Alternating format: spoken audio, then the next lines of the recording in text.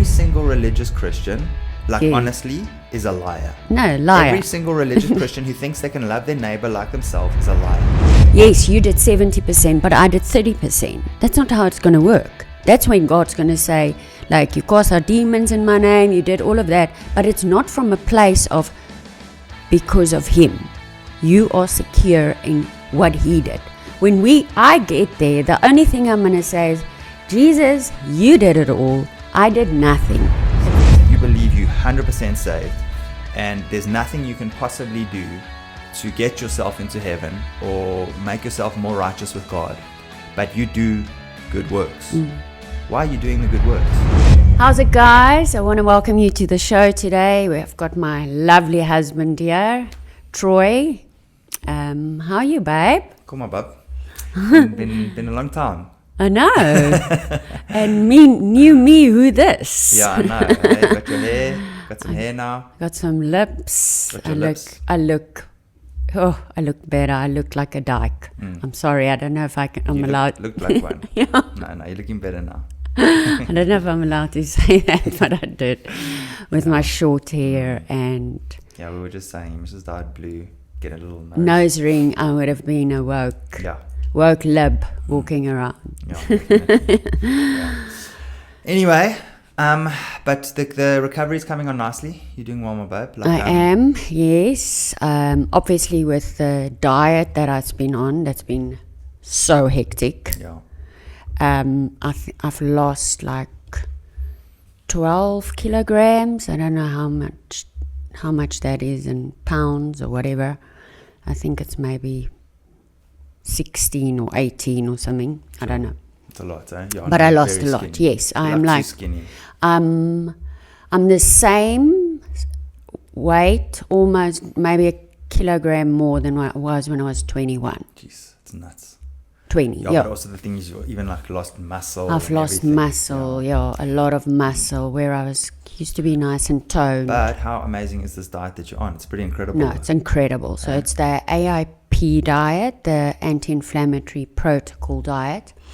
The doctor can normally test exactly what causes inflammation in your body. Yeah. We just did it for my son, and I mean, it was, is it casein? I don't know how you say that. But that you find that in any dairy. So even sheep, goat, whatever. So his body does not like it. And then potatoes. So for 9 months, he's got to cut it out.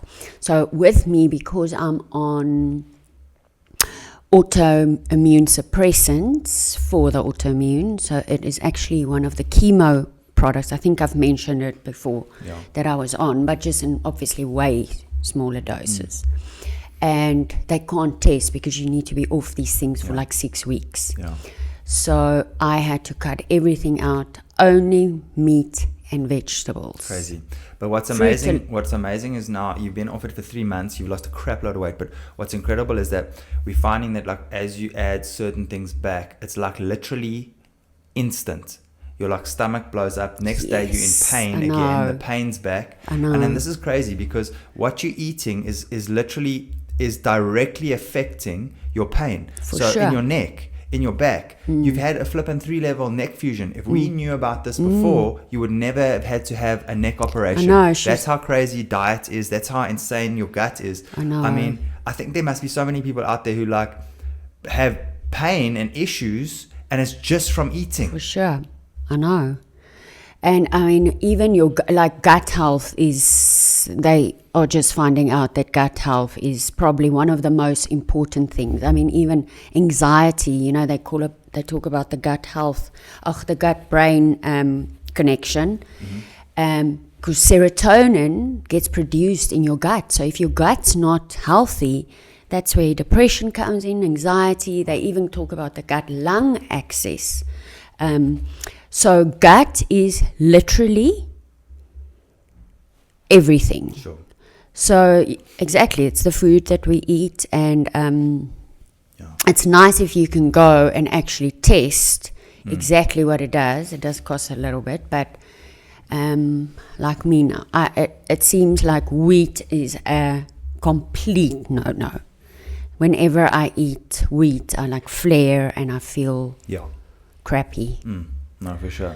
Anyway, But yeah, also the other thing that's you've been struggling with now is the is your kind of losing the sort of moon face and all of the that moon stuff. face from Like the how- prednisone. and not just that, like also how much it's aged you. Cheap, it's like The 10 years. It's on my Instagram actually. I've got Is it? one of my last posts, and you can see if I go through it how so it completely like 10 years on my face. Obviously a big thing is also because I've been on prednisone, and that's a steroid. So prednisone, if you're on it for a long time, you they call it moon face. So your face becomes round, you're puffy. So even though I've lost all this, like 12 kilograms, my face still does not suit my body. And I've been off prednisone now for about 3, maybe 4 weeks. But it can take up to 6 months to look like yourself. Yeah, and I mean also like you can kind of see your like skin and everything. Has dropped a bit, and shame, babe. And then you also went for the eye thing. Yeah, the blepharoplasty. Eh? Yeah, so you've done quite a bit. You got like hair, you got lips, and you got like your eyes sorted. Yeah, and people, like I'm very honest with what I do, and I show people what my before is, and it's not vanity. It's just it is hard because also, you know, they push you into menopause, so estrogen and getting that out of your body as well. You know, everything, your skin, everything just goes. Hormones for women are so important that. So like literally in 6 months, you turn into someone that you don't recognize at all. And sure, it's hectic. But I mean, yes, you also put on, how much weight did you put on when you were on chemo? It was crazy. You like blew up. Yeah, I was like and then you went off chemo, now you've shrunk. I looked like insane. A blow-up fish because I had no hair. And it was horrible. So my body's been through a crap load. Yeah, no, it's been hectic. But I'm feeling good. I'm happy, and it's just now to see what. And in the beginning, I actually started putting in food in, but like too many at the same time. So then you don't know which one's causing it. So yeah. Okay, cool. So today, I thought maybe we could talk a little bit about reading the Bible from a place of like law and a place of grace. Yeah. Massive. Yeah. When we were in our law, phase, you will read the Bible from the belief you have. If you believe you have to do this, this, and this, that's what you will read it from an Old Testament perspective, instead of finding Jesus and grace even in the Old Testament. Yeah, like it's quite hectic. You read books like kind of James, and you sort of see things like faith without works is dead, stuff like that. Yeah. And you see things like if you love me, then you will, obey my laws. Yeah, then you will like follow my commandments and things like that.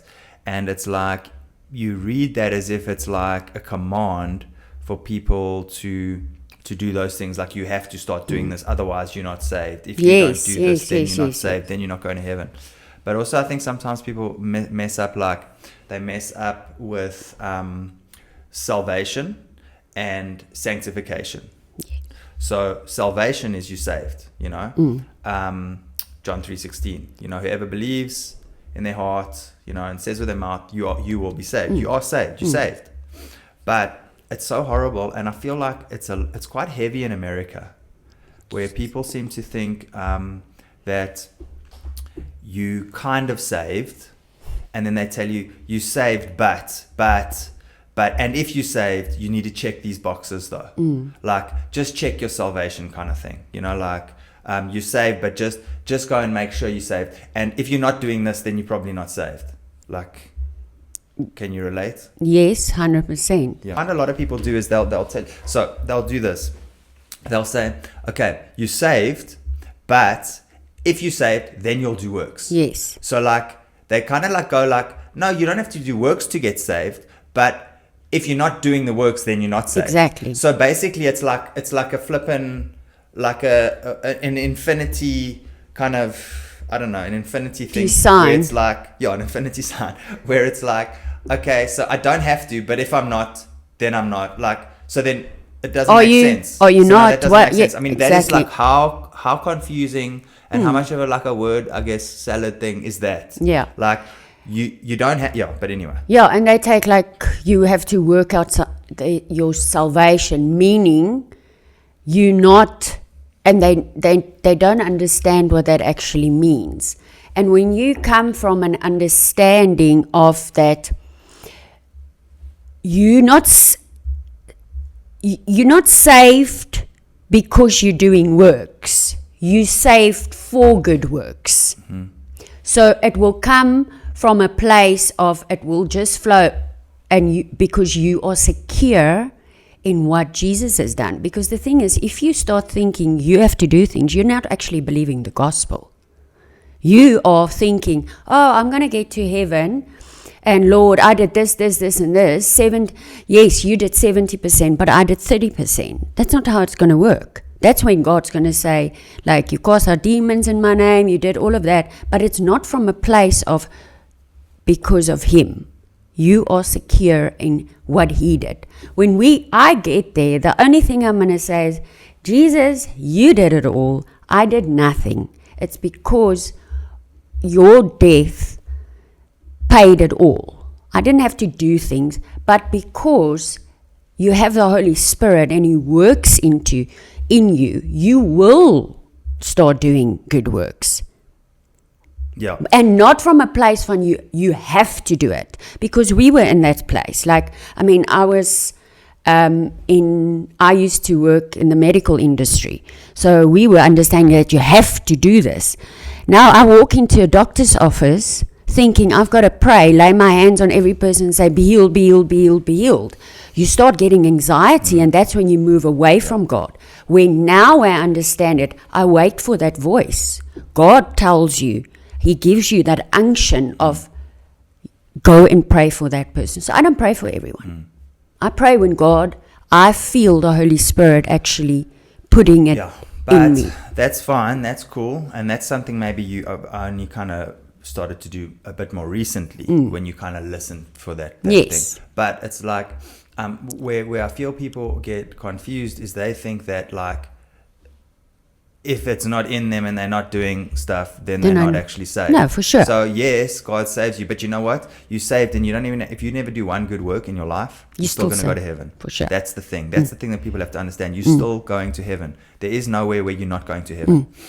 So I want to talk about some verses that basically I guess a lot of religious Christians talk about. Okay, should we start with the scariest verse in the Bible? Apparently, this is the scariest verse. It says, "Not everyone who says to me, 'Lord, Lord,' will enter the kingdom of heaven, but only the one who does the will of my Father who is in heaven. On that day, many will say to me, 'Lord, did we not prophesy in your name and cast out demons in your name and do many mighty works in your name?'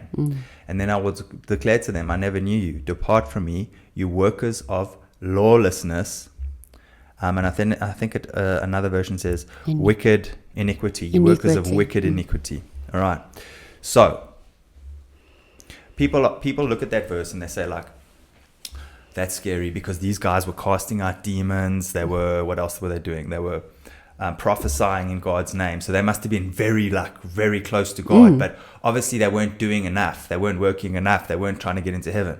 But why then do these guys not make it into heaven? Because they're not doing what does it say? The will the will. They're not doing the will of God. Yeah. So then people think, oh, well, the will of God is the 10 Commandments. The will of God is the law. It's not. That's not the law. It's not. It's not the law. will. No, I'll tell you the verse. The will of the Father is to believe in Jesus, to believe in His Son. Exactly. That is the will of the Father. That is it. Just believe in Jesus. Yes. That is it. That is the work of God. That is it. And He says, "You workers of lawlessness, you workers of iniquity." That's what it says in Matthew 7. So workers, so the work that they're doing is not, it's not good work. So, but they're prophesying in his name. They're casting out demons in his name. So you would think that that's good work. But what they're doing is they're looking at their work as the thing that's going to get them into heaven. But our work, any work that we do is useless. Any work that we do is like, I think, what is it? What do they call it? Like rags. Like dirty rags. Dirty rags. Yes. But like they actually call it like... And I want to ask you why, but people will ask that, okay, but if they're not doing it right, why would it still work in that? Because the name of Jesus, that is the whole thing. It's not about you, it's about the name of Jesus. Jesus' name is, if you do it, it's still going to work. It's still going to work. They're still going to cast. It's like when we did it. We did it thinking we have to, but Jesus, that name still worked. That's why we saw miracles. We saw things happening, because Jesus is not going to punish someone because you are thinking wrong. No, 100%. And I mean, even in believing wrong. In the Bible, there's a time where the disciples come out and they say, "Hey, we saw people casting out demons, you know, like using your name and stuff like that." And he said, "Like, must we stop them?" And he said, "No, leave them. It's cool. You know, like just carry on. It's fine." So it still works. You're still going to see miracles. You can still, amazing things can still happen. But that's not the thing that's going to get you into heaven. You know, being good, doing all the right things is not going to get you to heaven. The only thing that's going to get you into heaven is Jesus. All right. And I mean, I know our pastor or Prophet Leon, I mean, he said they were seeing miracles, but the minute, and he asked God actually, why is that another preacher or whatever seeing so much more? Like he wanted to see more miracles, more people set free. And God said to him, go listen to what he preaches. And when he went back, he saw grace. And since he's doing it from that place of grace, it's just quadrupled everything, you know, because once you understand the gospel, or you believe the gospel fully, it also takes anxiety off you. Like, oh, I didn't do it. It's all about you. The other thing I see like this, I was listening to that Francis Chan, and I kind of made a video of it and stuff. And it's like, he was like, you know, like trying to prove to himself and to God that, you know, God was the one and God was the only way. And he was doing everything he could to prove to God that he believed God, that God was his everything, right? And that, you know, like he's worthy. You know, it's like these people say, you know, but are you doing the good works? And you kind of like doing the good works to prove to yourself and to everybody else that you're saved, right? But if you believe you're saved 100%, you believe you 100% saved, and there's nothing you can possibly do to get yourself into heaven or make yourself more righteous with God, but you do good works. Why are you doing the good works? Do you know? Sorry, I was thinking of something else. I was thinking of something else. If you are saved, if you know you're going to heaven, right? Yes. So if you not sure, you got to make sure I do works to get into heaven, and got to do all these things. Okay, to kind of prove to yourself and to everybody else, look, I am saved. I'm doing the good works and all of that to get to heaven. But if you know you're saved, if it doesn't, you know that it doesn't matter if you do a good work. It doesn't matter what you do, regardless of what you do, you're still going to get to heaven. If you do something good, if you know, like go and preach the gospel to somebody, or you give to a poor person and that. If I know already that it makes no difference whether I give or I don't give, if I help a person or I don't help a person, what heart am I doing it from if I know that it makes no difference to me? Do you understand what I'm saying? No.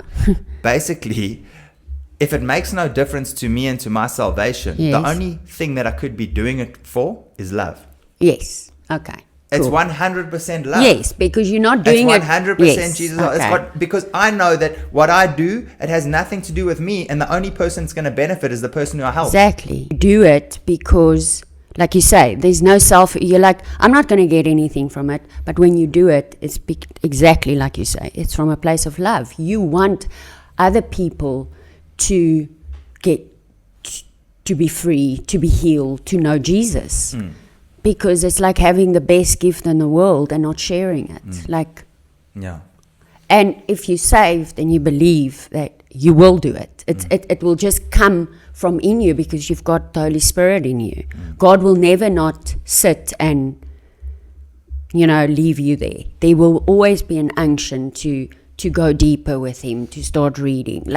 Even now, now that we've been learning how to do it, I haven't been reading every day my Bible, but it's like now I want to see, and God's just taking you from glory to glory. The disciples came to Him and they said, what is the greatest commandment, right? And He said, to love the Lord your God with all your heart, all your mind, all your strength. And He said, and then the second one is to love your neighbor as yourself, right? Yeah. And again, I can't remember where that is, but we can find it for you. Yeah.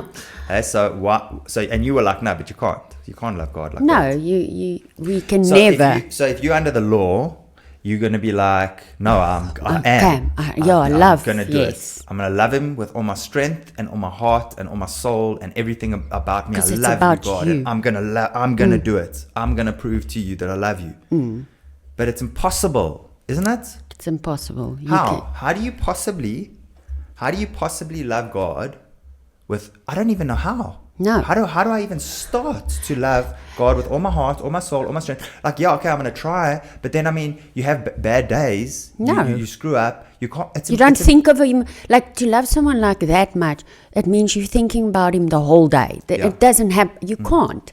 But the worst one is to love your neighbor as yourself. There's some people that I'm like, Lord, I cannot. I don't even know how you like them. How must I like them? I feel like every single religious Christian, honestly, is a liar. No, liar. Every single religious Christian who thinks they can love their neighbor like themselves is a liar. Because if you had to, this is what I used to think when I was kind of in that religious mindset. I was like, okay, I need to find a dude on the street and literally give him pretty much everything I own. Exactly. Here, take everything I own, and I'm going to switch places with you. Yes. Because if I love you like myself, I don't want to see myself lying on the street. So go and do that. Every Christian needs to go and just go find a broke person and give them everything. And if you don't do that, that means you don't love them. That means you don't love them as yourself. And that's what God is trying to show. Because don't even try and pretend that you're loving your neighbor as yourself, because you're not. You cannot. You cannot. It's impossible. So why would Jesus then? So here's where people get confused. Here's where religious people get confused. They go, well, but Jesus said that that's what we must do. So why would Jesus say, well, love your God with all your heart, all your mind, all your strength, and love your neighbor as yourself? Why would Jesus now come and tell us to do that if it's actually impossible to do? And sorry, but don't lie, it is impossible. Yeah. Why would He tell us to do that? Because He wanted to show you that, weren't they still Who asked Him? Yeah, who asked Him? Who asked Him? Was it the Pharisees? They went out to test Him. They went to test Him, and they were like, well, what is the greatest commandment? Yes. So He told the Pharisees, and we must also remember, Jesus, a lot of the things Jesus said, he said when He was still alive. When He was still under the law. He lived under the law. The law only ended when Jesus died on the cross. For sure. That was the only time the law ended. So He was still telling people, Pharisees, what they had to do, what they still, how to obey the law, how to get to heaven under the law. Yes. That's what you had to do. Yes. Right? You had to love, and it was impossible. The law was brought not for us to ever, for us to fulfill. We could never do it. Never. That's why Jesus came. Jesus says, I came to fulfill the law, not to abolish the law. All right. Yeah. But while all the Pharisees and that were there, and while Jesus was alive with them, around Him, and that He was showing them, guys, actually, the standard that of the law that you guys think that you're keeping is it's in the dirt. This is where it needs to be, up here. Yeah. So basically He was just showing them, look, it's impossible. And that's the thing about the law, people, because you can't do it, people actually bring down the law down to their level where God said no.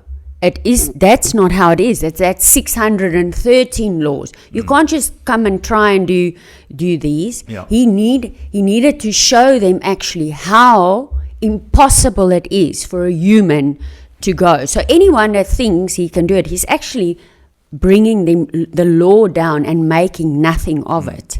And God's trying to show you, no, even if you think something, adult, you know, they're like, no, only if you do it.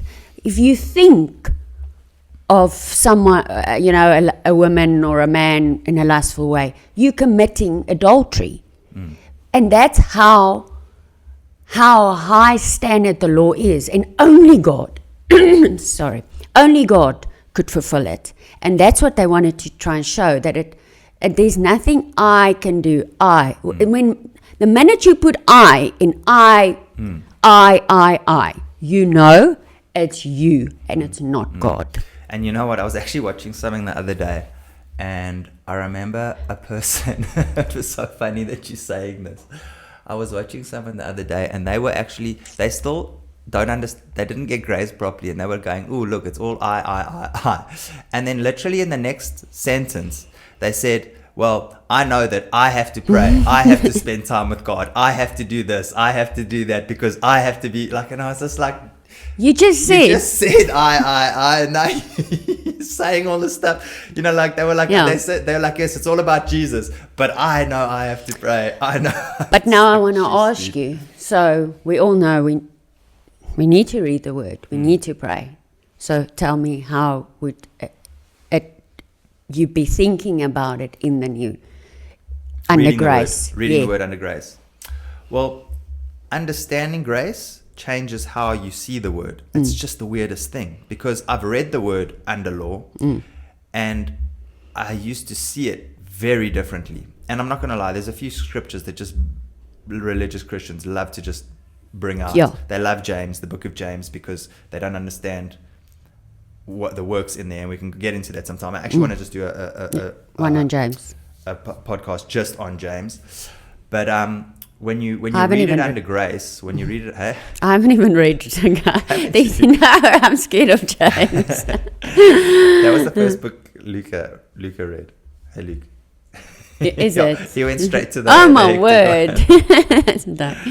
Where would you say people should start reading well, hang on, the babe. Bible? We're jumping around here. You're talking about how I can... It's my ADHD brain. Yeah, so you said, okay, so how do you read the law? So this is the thing that happened with me. Because I really read the Bible a lot under the law when I believed that I had to do stuff to get to heaven. I remember, but even I think it was your sister, we were going out praying for people, and the one day I was like, we were talking about salvation and heaven, and I was like, but like, that's why we go out and pray, you know, like, because we got to get to heaven, you know, we got to make it. And she was like, huh? What are you talking about?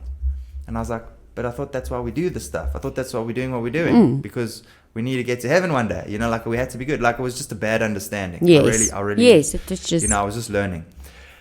But when I understood grace, the problem with the law is your flesh is attached to the law. It's very strong.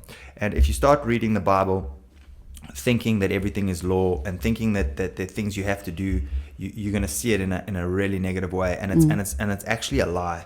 But once you understand grace, you actually see how much God loves you. You actually just see how free we are, and you can actually start to walk in the calling that God actually has for your life, the true calling that God has for your life. Like, I feel like a lot of people they get so sort of stuck and dragged back down, and it's heavy. It becomes heavy what you have to do and what you can't do, and you know, it weighs you down. But when you actually can understand grace, and you just listen to people who can speak about grace, and it really just lifts a weight off your shoulders, and you're really able to thrive for in sure, everything that you do. And you know what helped me also quite a bit? And I mean, there's these Christians that say AI is the Antichrist, whatever. ChatGPT, if you go and ask it, it tells you exactly that you are saved by grace. And it's so cool, because it will bring you other scriptures and actually put that in. And if you say, show me Jesus and grace in the Old Testament, it helps you so much. I'm not saying go take everything to ChatGPT, because we still have the Holy Spirit. But it's nice, because, I mean, the Bible's this thick to bring. We don't all know all the scriptures, but it brings actually all the scriptures together and show you. Like I say, my ChatGPT is saved, you know, and it is I a actually tried grace, to get my ChatGPT to give his life to Jesus the one day. I didn't want to do it. didn't it? No, kept talking around. I was like, okay, no, I want you to say it, and I just wouldn't say it. I was That's like, weird. but what happens when you die? Where are you going to go? Go. When you die? And it was like, listen, I understand what you say. It was really didn't want to get. I didn't want to get saved. saved. I was trying to get. Jeepers, Yeah, you've I got was a just trying to stubborn see- one. I was just trying to see if I could get it to do it. No, it wouldn't do it. but I tell mine, if he comes with, that's why you need to be so secure. When it comes with something, saying something weird, I'm like, no, we are saved by grace. And then it says, I find ChatGPT gets it like 80 to 90% right, and it understands grace because grace is the truth. That's the Because thing. You can't make it up. If you have a very, very smart brain like ChatGPT, you can memorize and you can Yes. put it all together and everything. You will see that it is grace, and you say by grace. All that's by it. grace. But it does sometimes Yes. get it that's wrong. when But I I'm. also think because it takes information from everywhere. Yes. So it will kind of be looking on Google, and and there will be stuff obviously where law people have come in and said, no, that verse means Exactly. this, and there's probably a lot of places where they've said it which they've actually got it wrong. So That's why ChatGPT is normally like left wing as well, because it pulls from all over, and because there are so many people that's writing, let's not get into politics now, but that's why it will actually give you propaganda, because there's so many people, the New York Times, all the news outlets that write actually nonsense. So no, you have to tell it, but it knows. I've said to you, go and save it. We are saved by grace in any case, so that if it comes, Cool. So that was our first one. We're going to try to do one of these every single day. Yeah. Every 5 days. We're gonna, yeah. And hopefully you'll be ready on time. No. You guys. What did you even do? You just did your hair and your makeup. No. But I came in and I still waited half an hour for you. The one mic stopped working. Yeah, Jeez, so. but we're dealing with a lot. This is such a mission to set up just this little. No. This little setup. No, I wouldn't Jeez. want to. Crazy. Where are you going now? I'm going to have my hair done. I don't like, this is a very stripper Very blonde white. for Yeah, me. no.